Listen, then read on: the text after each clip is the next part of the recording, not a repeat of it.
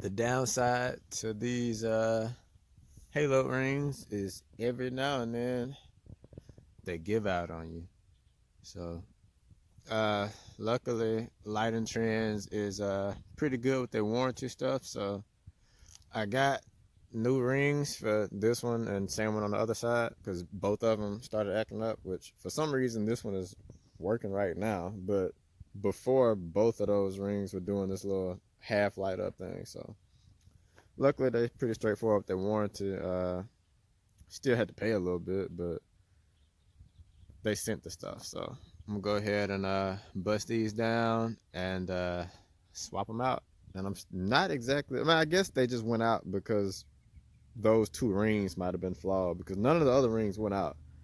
And it's not the wiring because it's just those small rings. So I'm thinking it's got something to do with the rings themselves. So hopefully the new ones don't go out. Like hopefully they do like the rest of them and stay working. But yeah, you gotta take this thing back apart and swap the rings out.